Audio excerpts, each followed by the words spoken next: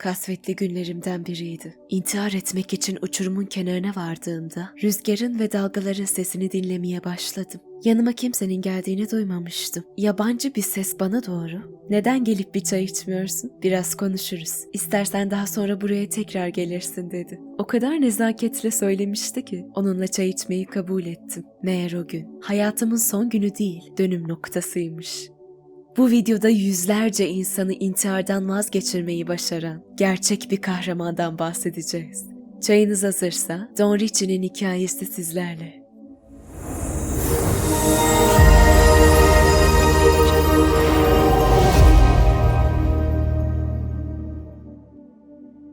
Don Ritchie, tam adıyla Donald Taylor Ritchie, 9 Haziran 1926 tarihinde Avustralya'nın Sydney şehrinde dünyaya geldi. Sigortacılık yapan Don Ritchie, 1964 yılında okyanusa yakın Gap Park adlı bölgenin güney ucundan bir ev satın aldı. Eşi ve 3 kızıyla birlikte burada yaşamaya başlayan Ritchie, her ne kadar güzel manzaralı bir eve sahip olsa da yaşadıkları yerin kötü bir şöhreti vardı. Karşılarındaki uçurum, Avustralya'da intihar eden insanların en fazla tercih ettiği yerdi. Bazı ülkelerde intihar seçimi için kötü ün yapmış birçok bölge bulunmaktadır. Örneğin Japonya'da Aokigahara Ormanı oldukça meşhurdur. Amerika'da Golden Gate veya Çin'deki Nanjing Yangatızı köprüleri gibi. Avustralya'nın Sadıgap bölgesinin uçurumuydu ve Ritchie'nin evi de bu uçuruma bakıyordu. Taşındıkları günden beri oraya tek başına gelen insanları gördüğünde hemen yardıma koşarak onlarla konuşmaya çalışıyordu.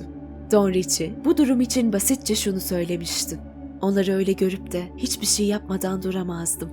1964 yılından bu yana Don Ritchie, eşi ve çocuklarının söylediğine göre yaklaşık 500 kişiyi, resmi olaraksa 2009 yılına kadar 180 kişiyi intihardan vazgeçirmeyi başarmıştı.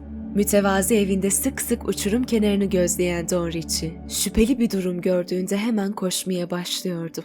İntihar edecek kişinin yanına yaklaşıp tebessümle "Bir fincan çay içmek ister misiniz? Veya size bir şekilde yardımcı olabilir miyim?" diye sorarak onlarla konuşmaya çalışıyordu. İkna edebilirse evine davet ederek bir şeyler içiyor veya birlikte yemek yiyor. Daha sonra eşi Moya ile sorunları hakkında konuşmaya başlıyorlardı. Ritchie bu şekilde yaklaşık 50 yıl boyunca birçok insanı hayata bağlamayı başarabilmişti. Fakat bazen ikna edemediği kişiler de oluyordu. Çoğunu unutamamış olsa da yaşadığı bir hikayeden şöyle bahsediyor: "Genç bir çocukla konuşmaya başladım. Neredeyse yarım saat kadar onunla konuştum. İyiye gittiğini, ikna edebileceğimi düşünmeye başladım. Ancak sonra tekrar karanlık tarafı ağır bastı ve bir anda kendini aşağı bıraktı. Son çare onu tutmak için öne atladığımda elime havaya sıçramış şapkası düştü. Sonraki günlerde ise o gencin torunlarımla oyunlar oynayan arkadaşları olduğunu öğrendim." Bazen de uçuruma koşup intihar edecek kişilere yetişemiyordu. Birçok kez uçurumun yanına vardığında geride bırakılmış notlar, cüzdanlar ve ayakkabılar bulmuştu. Bir keresinde ise yetişemediğini ve vardığında sadece koltuk değnekleri bulduğunu söylüyor. Bir keresinde kendi hayatını da neredeyse kaybedeceği bir anısını şöyle anlatıyor: "Bir kadın intihar etme konusunda çok kararlıydı. Elimden geldiğince onunla konuşmaya, ikna etmeye gayret ettim. Fakat kendini atmak üzereydim. Elimden bir şey gelmiyordu. Tam kendini boşluğa bırakacakken öne sıçrayarak onu tutmaya çalıştım. Az kalsın birlikte aşağı düşüyorduk. Fakat onu çekmeyi başarabildim. O uçurumda neredeyse yarım asırdır birçok insanla konuştum ve aslında çoğu insan ölmek istemiyor. Sadece acılarından kurtulmak istiyorlar." Ritchie'ye insanları ikna edebilmekteki en büyük sırrı sorulduğunda ise sadece gülümsemek olduğunu dile getiriyor. Bir tebessümün ve nezaketli olmanın sanılandan çok daha fazla etkisi olduğunu savunarak duyduğu gerçek bir hikayeden de bahsediyor. 1970'li yıllarda gerçekleşen bir intihar vakasında Amerikalı bir adam, "Evimden çıkıp Golden Gate Köprüsü'ne kadar yürüyeceğim. Eğer biri yolda bana gülümserse intihar etmeyeceğim," diye bir not yazıyor. Tabii bu not adamın intihar etmesinden sonra ortaya çıkıyor. Don Ritchie kötü şöhretli o uçurumda birçok insanın hayatına dokunmayı başarmış ve insanlar ona Gap'ın meleği lakabını takmıştı. Kurtardığı birçok insan sonraki yıllarda Don Ritchie'le görüşmeye devam etmiş ve yoluna giren hayatlarından bahsetmeleri ona tarif edilmez mutluluklar vermişti.